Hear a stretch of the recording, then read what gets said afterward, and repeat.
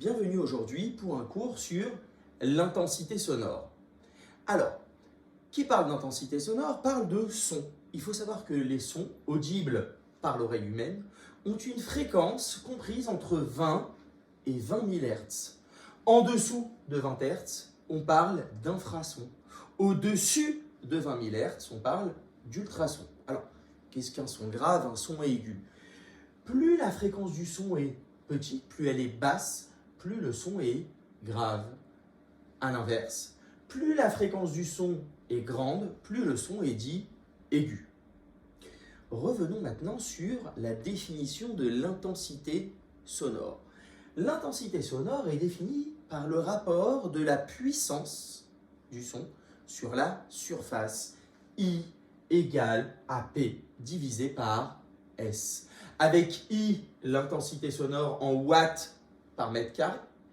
P, la puissance transportée par l'onde sonore en watts.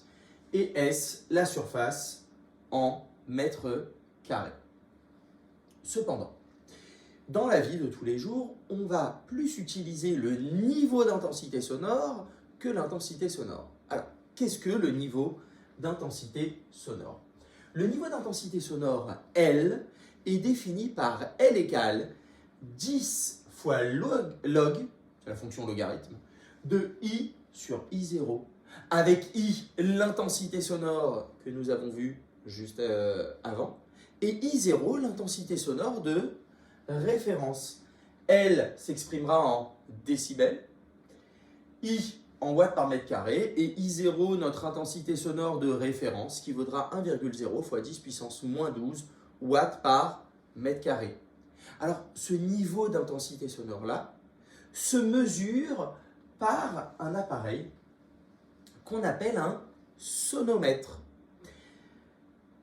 Le niveau d'intensité sonore nous permet de définir une échelle des niveaux sonores. Par exemple, un vent léger, nous avons ici sur l'échelle 20 décibels. Une salle de classe, 70 décibels, un peu bruyante. Le seuil de risque, 85 décibels. Le seuil de danger, 90, etc., etc. Alors, il faut faire attention. Lorsque nous avons plusieurs sources, les intensités sonores vont pouvoir s'additionner. À savoir que I total, l'intensité sonore totale de mes deux sources, égale à I1 plus I2. Par contre, mes niveaux sonores ne s'additionnent pas. Le niveau sonore L total n'est pas égal à L1 plus L2. D'ailleurs, lorsque nous avons le niveau d'intensité sonore, si nous souhaitons obtenir l'intensité sonore, nous utiliserons la formule suivante.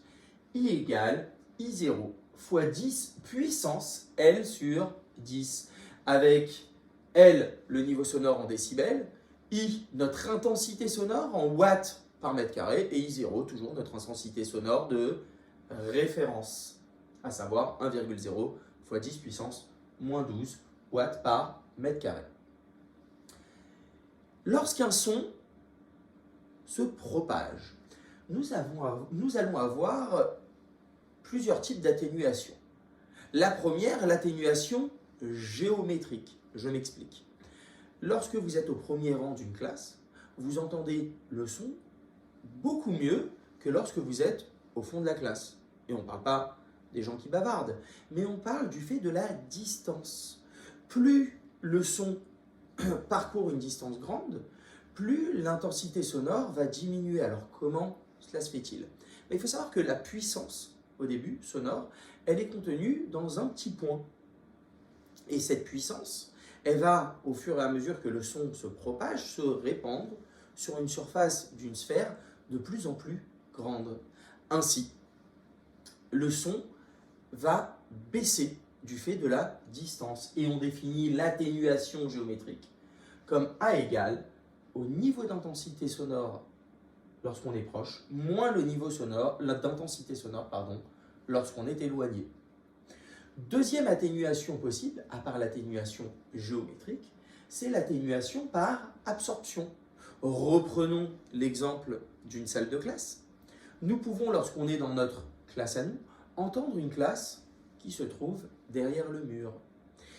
Le son qui nous parvient est bien évidemment moins important que le son qui est dans leur classe. Pourquoi? Parce qu'on a un mur qui va absorber une partie de cette intensité sonore. Et on définit l'atténuation par absorption par A égale à L incident moins L transmis. C'est cette différence. J'espère que vous avez aimé ce petit rappel de cours sur l'intensité et le niveau d'intensité sonore. N'hésitez pas à vous abonner à la chaîne et à aller vous entraîner sur notre site internet vectorbac.fr. Vous retrouverez les sujets d'anal depuis le nouveau programme ainsi que les corrigés effectués par moi-même. Je vous souhaite à tous une bonne journée.